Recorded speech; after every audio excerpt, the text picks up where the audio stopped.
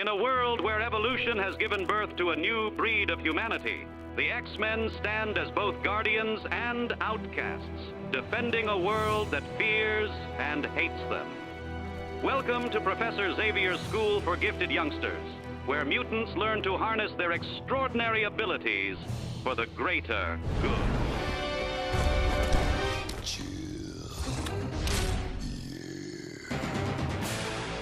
Hello there, gang, and welcome to another episode of Displaying-Model-Behaviour, the Earth's mightiest video podcast. There's a whole bunch of news out there, so let's talk about it. The second wave of Mega Man figures are now available to pre-order from Jada Toys, and dang it, I love these two.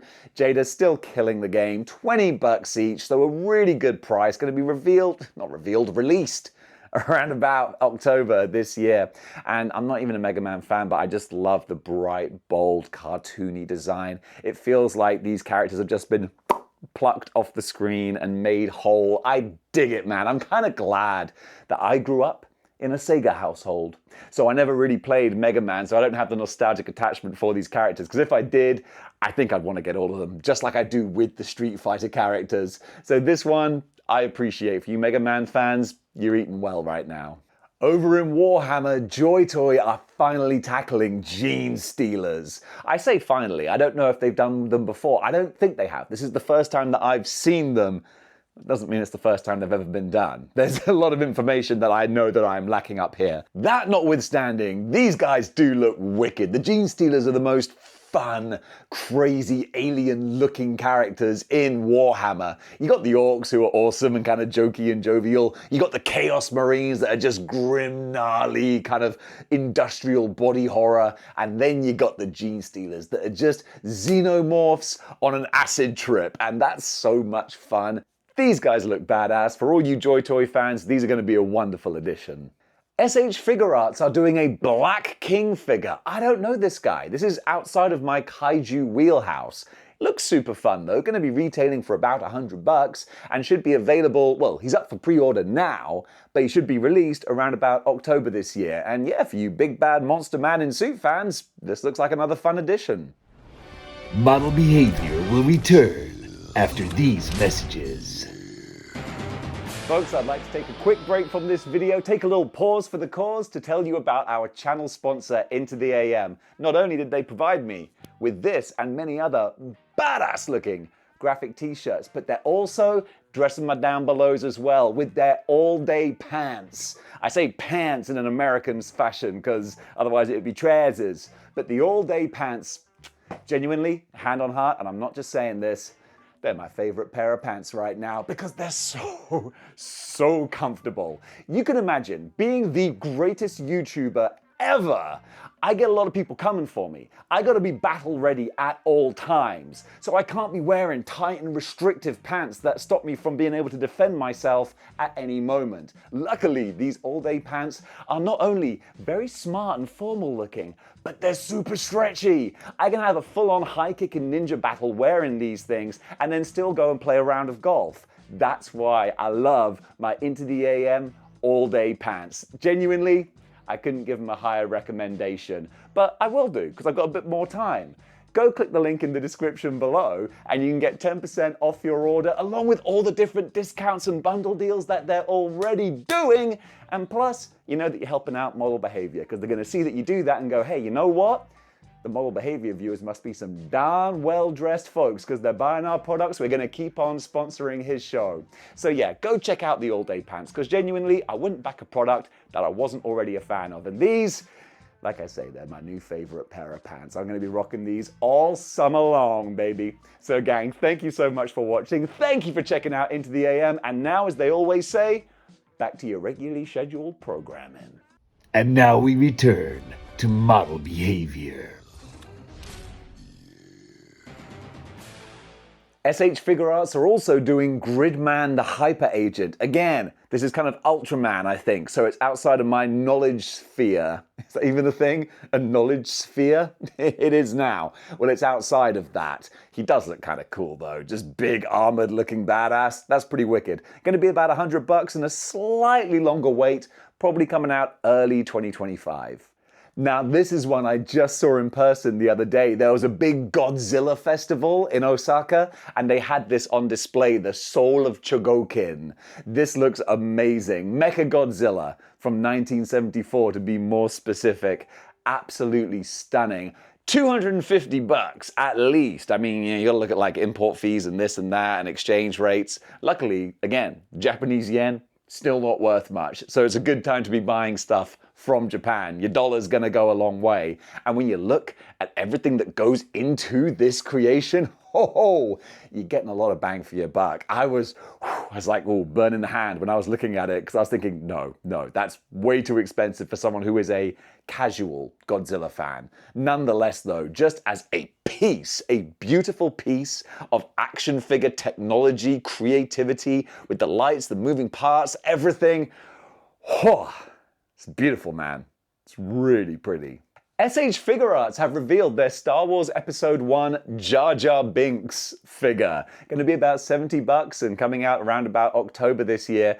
Jar Jar Binks is one of those characters that, of course, 20 years ago was massively disliked and maligned by the community, and I understand why. I was not a fan myself. But the character has kind of had almost a bit of a redemption in people's eyes, and certainly a lot of people who were very little kids when Episode 1 came out now have quite a lot of nostalgia for old Jar Jar. And it's a lovely story how the actor in the Jar Jar costume got redemption later, being able to play a Jedi, and that's all kind of lovely. So certainly for immortalizing a moment of time in Star Wars canon, and all of our childhoods, to be fair, this figure actually seems pretty worthy. I kind of dig it. McFarlane are doing a GameStop exclusive Frostbite Joker. Going to be $30 and available, unsurprisingly, exclusively at GameStop. And I guess people buy these because they keep on making them. So I guess you Joker completionists out there, well, now you got to get one that's made out of ice. Was it Batman? They did a Frostbite Batman. I thought that looked great because you can pair him up with Mr. Freeze. That's a match made in heaven right there. Frostbite Joker, not so much. But hey, if you want him, you can go hit up GameStop. Hiya Toys have been showing off their energized Godzilla from New Empire. Going to be about $50 and coming out early next year by the looks of things. And it's just another Hiya Godzilla, which is not necessarily a bad thing because Hiya make, dare I say occasionally, exquisite action figures. So this is definitely in keeping with that line. Nice looking aesthetics. If you want him, you'll be able to find him next year.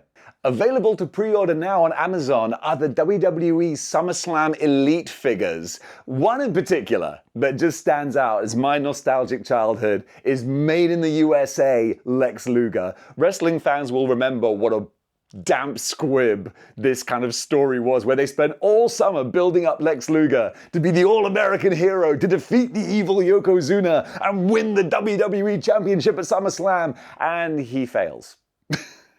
Which wouldn't have been so bad if they then didn't have to have him parading around the ring with all the baby faces, celebrating like he had won the title and waving the American flag. And even as a child, I'm watching at home going, bitch, you didn't win. You didn't win the title. Why are you celebrating? Terrible. But now we've got an action figure to immortalize that. That's super fun. And we've got a whole bunch of other ones as well. I'm just going to read these off here. So we're also getting X-Pac from 1998, Kane from 2004, and The Undertaker from 2015. And all of these figures come with a Build-A-Figure piece so that you can make referee John Cone. So yeah, there you go. Just some fun WWE figures, but honestly, it's the Lex Express, man. That's one that I would honestly be tempted to get because the memories, man. The memories. Over at Mondo Shop right now, up for order, is a Scott Pilgrim vinyl, not statue exactly. He has swap-outable parts. Again, words are failing me here. But luckily, the pictures do most of the heavy lifting. For this figure, you can see what I'm talking about. $200. There's a timed exclusive as well, so you can get like a couple of extra little bits and pieces. But it's Scott Pilgrim, straight out of the perfect comic book art, recreated by Mondo. That's what they do. They see something and go, yeah, exactly that. That's what we're going to make. And they did it. They nailed Scott Pilgrim. So he's up there for pre-order if you want him. Ghost Rider, the Danny Ketch version from Marvel Legends, is up for pre-order right now. Already sold out on Hasbro Pulse, but don't worry, because it's not a Pulse exclusive. You can buy it or pre-order it at other retailers. So don't get too worried. Also, Hasbro Pulse will often restock as well. Little bit of a discrepancy for us UK people. Hasbro Pulse UK, £60. Oof.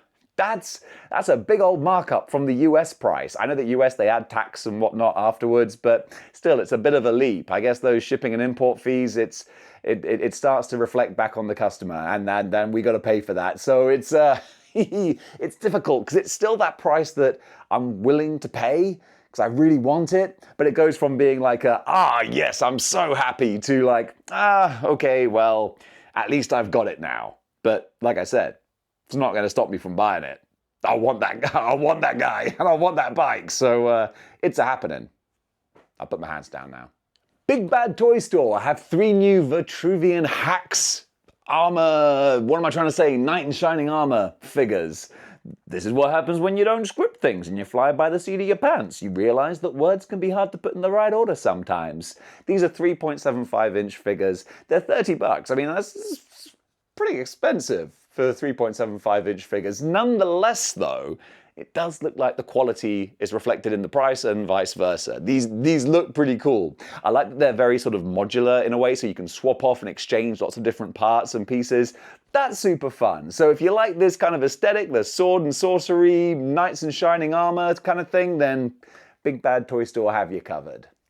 And speaking of childhood favorites, Mondo are going back into our nostalgic past, and they're bringing up some classics. So they're going to be doing a 1/6 scale Lion-O, who I think is going to come with Snarf as well. So if you're a fan of their Masters of the Universe 1/6 scale characters, then we're getting Thundercats now as well. And I can only imagine, looking at what their He-Man line is like, the Thundercats are going to be incredible. So already just this little sneaky peeky render type picture, I'm thinking, yes, y'all are gonna nail it. And also, now this is even more dangerous, they're doing the real Ghostbusters. And normally, if it was 1/6 scale, I'd be like, you know what, that's fine. That's not gonna tempt me. It's 1/12 scale. They're like about 6.5 inches they're talking about. So this is like the sweet spot, the Lord scale, and it's Mondo. And it's the real Ghostbusters. And apparently they're going to be doing like deluxe packs with the Ghostbusters, and they're going to be focusing on the ghosts as well. And the ghosts were just the highlight of that show, because for an 80s kids show, they went really freaking weird with the ghost designs. They're so much fun, so creepy and cool. Apparently, we're going to get some more reveals and more information shown at Comic-Con this year, Chicago. So that's one to look forward to, because Mondo, you know, they're in the kitchen and, oh baby, they're cooking. They're cooking up something special. Creatures of the Cyberzoic era have just shown a little sneaky peek of their upcoming Bristle Dragon, I think it's called. This was shown off on a Cyberzoic live stream recently, and just they keep raising the bar with cool, awesome looking things. So Cyberzoic is sort of a 1/18th kind of scale, but it doesn't really matter. I mean, they got human characters as well, so obviously they don't scale with your 1/12th, but the monsters, the dragons, the creatures, the dinosaurs, they just look so wicked. So this is one that I think I'd love to at least just pick up one, just to see what the quality's like, just to see how they're all put together, because I'm a child of the 80s, and this is essentially Dino Riders, but with dragons as well. Honestly, that's a little match made in heaven. They have my attention. Fans Hobby, this is a company that is most famously known for doing third-party Transformers. They're now doing a whole bunch, or well, hopefully a whole bunch, of 1/12 scale vehicles, kicking off with this helicopter. First of all, we had a couple of nice little basic shots of the work in progress. Now we got a little rotating image, and like, whoa, it's getting the creative juices flowing. It seems like the floodgates have just opened for 1/12 scale vehicles now. Manufacturers, easy for me to say, are realizing that there's a market. The masses are out there. We've got our disposable income. I say we. I don't. But other people have the disposable income and they're ready for 1/12 scale military style vehicles. And this helicopter, looks like it's going to be another fun addition to that lineup. So I'm going to keep a close eye on these because I'm not overly familiar with the company, but honestly, from what I'm seeing, they're definitely going to be one to watch. The final trailer is out for Kingdom of the Planet of the Apes, and honestly, this is one of those sleeper franchises that I think doesn't necessarily get all of the recognition it deserves. There is not a single bad Planet of the Apes movie of the newest one since they started doing new Planet of the Apes movies. Each and every one of them is just a great, fun, dramatic action movie. This looks like it's going to continue that tradition and hopefully raise the bar even higher. I'm really on board for this. Like, everyone's so excited, understandably, about our Deadpool and Wolverine type movies, but this, Planet of the Apes, I'm pretty sure this one's going to be a solid gold banger. I'm pretty sure this one's going to be a banger. Jeff Bridges is returning for Tron Ares, aka Tron 3, or Tron 4 now, isn't it, if you include the original? Damn, there's more movies in the Tron franchise than I realize. And Jeff Bridges, he's like the mainstay throughout all of them. And apparently he said that he wanted to take this role because he's very much looking forward to working with Jared Leto. And it's interesting, Jared Leto, it's so fun or popular or just easy to kind of poke fun at the guy with the Joker and Morbius and that kind of thing. But underneath all the nonsense, there's a very talented actor. I mean, Dallas Buyers Club, whew, you know, he brought it, and in plenty of other roles as well. Also, I don't mind admitting, I think 30 Seconds to Mars is a sweet band. So yeah, Tron, I'm quite looking forward to this. Rumors coming out of Hollywood are saying that there is going to be an Evangeline movie. Boy, we are going back to the 90s, baby, and I love it.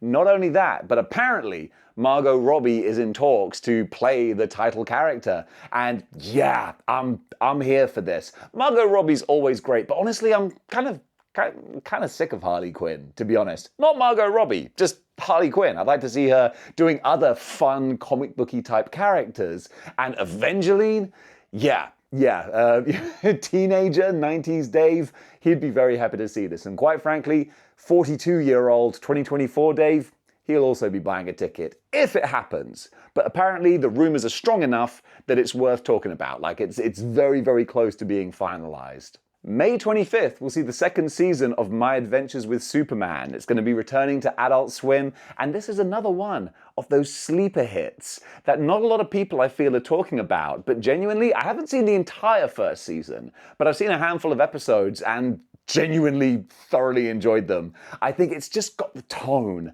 just right. It's light-hearted, but still dramatic, and it really just gives you an appreciation as to why Superman is such a great character, because it's who Kal-El is, and then all the superpowers are around him and he uses them for good, but it's him as a person and his interactions with other people and how they interact with him.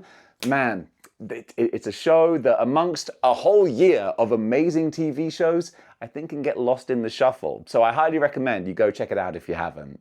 Funko Fusion. There's a Funko Pop video game going to be coming out in September. Now, you know me, not the biggest Funko fan in the world, but this is still kind of cool to see because they've got all these different franchises that, I mean, let's face it, Funko has done a Funko of everything. I'm amazed there isn't a Dave Funko yet. I didn't ask for one or want one, but I'm pretty sure they've just made one of every human being on the planet. Although, having said that, I actually would pop for a Model Behaviour Funko Pop. Nonetheless, though, there's a video game where it looks like they're mashing up and fusing all these characters and worlds and realities, and honestly, I'm actually a little bit intrigued just as to what this is going to be. So yeah, the trailer looks kind of fun, so September 13th is when it drops, and I'm going to keep a sneaky little eye on this. Chris Hemsworth recently went on record in an interview saying that Thor: Love and Thunder was kind of a mistake. Yeah, he actually admitted that in the making of the film, everyone got a little bit too caught up and carried away with the improv and the fun, and ultimately the wackiness overtook the movie and it became a bit of a monster. And honestly, I at least kind of respect someone, even though it's after the fact, coming out and saying, hey, look, we kind of screwed the pooch on this one. I mean, of course, it would be more honest to come out and say that while you're doing the press for the movie, but very few people are going to come out before the movie's even released and be like, yeah, lads, we kind of screwed up. I hope you don't hate this too much. So yeah, a year removed, you can come out and go, you know what, guys, in hindsight, we maybe missed the mark with that one.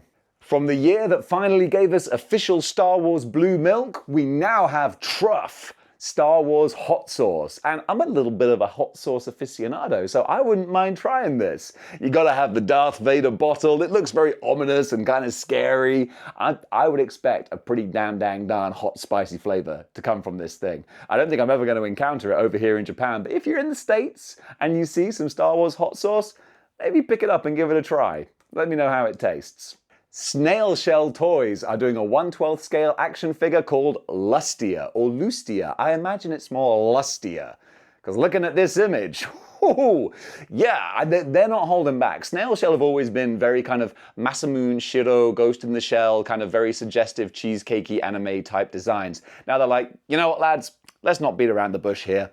Let's go all in. And it looks like they have. And honestly, I don't hate what I see. This looks like a really cool, fun, ridiculous figure. Certainly one that I would really enjoy having on the shelf until company comes around. And I'm like, into the drawer of shame with you. But then once the people leave, then out of the drawer of shame and onto the shelf of triumph. And honestly, that's where she would stay, because as silly as some might think it is, I think this figure looks wicked. Loose Collector has been showing off some pre-release images of Lady Satana, and honestly, if you've pre-ordered this, these have got to be making you smile and look forward to when the postman's going to be dropping this off at your doorstep, because she looks awesome, man. I keep seeing things that like the pre-orders have been and gone, and I could always go back, but I think I've got to keep looking forward. Shouldn't be looking for things to spend my money on. But nonetheless, this is something that I could look back at and go, yeah, I totally could have spent my money on this, because, hey, I'm a sucker for a great 90s style, over-the-top, sword and sorcery, badass bikini witchcraft type lady. And that's what she is. And Loose Collector looks like another win for you, man. That looks like a very pretty action figure. In Creator Corner, I want to show you VPLO Studios, who have this YouTube video of this Lego Fallout bunker. And oh my giddy lord, I love dioramas that have so much detail going on, and the absolute painstaking attention to detail with this Fallout bunker is just incredible. I love this. I haven't quite finished Season 1 of Fallout yet, but I think I'm only 1 or 2 episodes away. I'm really enjoying that. So that has reignited my love and interest in Fallout. And this Lego creation, oh my goodness, absolutely stunning work. I could spend, if I was there with it in person, I could just spend hours just picking apart every single little detail and nuance that they've put in there. Great work. This is the kind of stuff I can get lost in. And honestly, I adore it. Over in Artist Alley, I'm going to shout out Celor, K-O-C with a little thing. That's the name. I don't know how that's pronounced. But what I do know is that their artwork is just really beautiful. I mean, I need to get a thesaurus, because I say a lot of things are beautiful, but when they are objectively beautiful, it's the only word that seems to fit. It's the watercolor kind of style, though. These pictures look very sort of ethereal, but also classic comic book as well. It's not too off the beaten path. It's very much the classic, recognizable, great characters that we love, but just done with this style that makes it feel like real kind of art gallery sort of work that you would imagine framed and hung up and just looking majestic on a wall. And that's what I love to see. So I was getting quite lost in this Instagram, because every time I'm coming upon these new versions of characters that I love to see, but then done in this new different style. Really, really beautiful stuff. And a big thank you to the person who brought my attention to this artist. And if you're wondering who that is, well, it's today's cosplay artist, and we're going to be talking about her right now. Over in Cosplay Corner, I want to give a big shout out to Selena That Latina. Over on Instagram, this lady is tearing it up with classic Marvel characters and a little bit of DC sprinkled in there as well. But for me personally, it's always going to be the Rogues, the Storms, the Psylocks. That's my 90s X-Men, and she's clearly got an affinity for those characters as well, because those Jim Lee costume designs, Every time she busts out a new set, it's like, yes, you got the love for the product, and then you're putting that work into what you're making, and it's so clearly on display with these photos. So I love that. Being a big 90s kid and a passionate Jim Lee X-Men fan, it's lovely to see someone recreating that and then going outside the box with other franchises and different characters. The range of different displays, it's not an action figure collection, but the range of different costumes and styles and looks with her cosplay, it always impresses me. And the fact that she's just like a one-man band, it's not a whole team of makeup artists and professionals and lighting and all that kind of stuff. It's like, no, just someone who has a big passion for these characters doing awesome cosplay. And for that, you get a Cosplay Corner shout out. You know what, normally I use this to talk about my sponsor, and I got so busy wrapped up talking about the cosplay, I didn't even mention that Into the AM provide you with awesome, amazing t-shirts and a 10% discount by clicking the link in the description below. Whew! See how easily I get sidetracked. And folks, that does it for Good News for today. What did you think about the items covered? Comment below. Let me know. And if you like what you see here and you want to see more, then you know what you gotta do. You gotta join the 6-1 Clicks by clicking the like, share, and subscribe buttons. And if you want to go one step beyond in supporting the channel, well, you can do by getting yourself a YouTube channel membership. By getting yourself a membership, you can take part in all the live streams, you can comment in the chat, and you can also suggest what videos you want to see me do on the channel. So I've just finished making a video all about the first fight, the first ever confrontation between Wolverine and Deadpool. That's going to be going up very, very soon. So if you want a story or a character or just any topic covered on this show, grab yourself a membership, comment below, let me know, and I'll see what I can cook up. In the meantime though, guys, thank you so much for your support, and until next time, keep displaying model behavior.